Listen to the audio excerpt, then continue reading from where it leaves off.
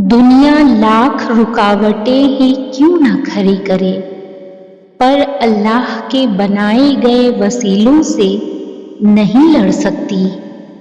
اے جلد راضی ہونے والے، اس بندے کی مدد فرما جس کے پاس دعا کے سوا کچھ بھی نہیں۔ بس تم ہمت نہ ہارنا، خود کو اکیلا نہ سمجھنا، اللہ تمہارے ساتھ ہے۔ وہ تمہاری زندگی سے سارے غم، مشکلیں، تکلیفیں ایسے نکال دے گا کہ تم حیران رہ جاؤ گے۔ بس تھوڑا سا انتظار باقی ہے۔ تمہاری چاہت کو اللہ کی چاہ بنانے کے لیے تھوڑی اور اطاعت باقی ہے۔ جس آزمائش کے لیے اللہ نے تمہیں چنا ہے، اس کا ابھی انعام باقی ہے۔ دعا مانگتے رہو، ٹھیک ہو جائے گا سب، کیونکہ ابھی مشکل کے ساتھ آسانی باقی ہے۔ اللہ فرماتا ہے، مجھ سے کبھی امید مت ہارنا، کیونکہ میں ہی ہوں جو تیرا آنے والا کل پہلے سے بہتر بناؤں گا۔ اگر اللہ انتظار کروا رہا ہے تو یقین رکھو وہی ملے گا جس کے لیے تم دعا مانگ رہے ہو۔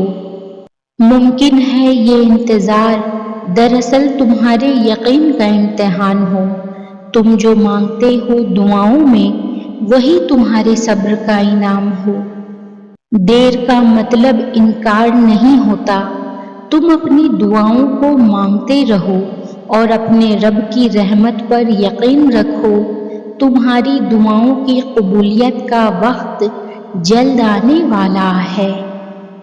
جب تم محسوس کرنے لگو کہ تم آخری حد تک آزمائے جا رہے ہو، تو سمجھ جاؤ کہ تمہارے معاملے کا فیصلہ اور اللہ کی جانب سے مدد کا وقت یقیناً بہت قریب آ رہا ہے۔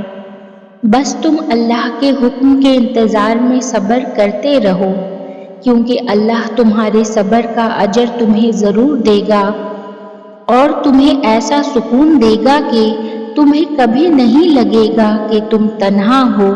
اللہ کا وعدہ ہے، وہ اپنے بندوں کو کبھی مایوس نہیں ہونے دیتا۔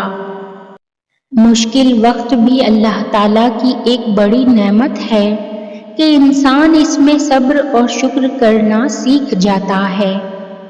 آزمائش تمہیں اللہ سے ملواتی ہے، درد تمہیں سجدوں تک لے آتے ہیں، تکلیفیں تمہیں تہجد تک لے آتے ہیں، زندگی کی ہر کمی تم سے دعائیں کرواتی ہیں، اور ہر دکھ اور مشکل تمہیں جائے نماز تک لاتے ہیں، اور اللہ اپنے پیاروں کو ہی سب سے زیادہ آزماتا ہے، کیونکہ وہ ہمیں اپنے قریب دیکھنا چاہتا ہے، تو اس لیے اللہ سے قریب ہو جائیں۔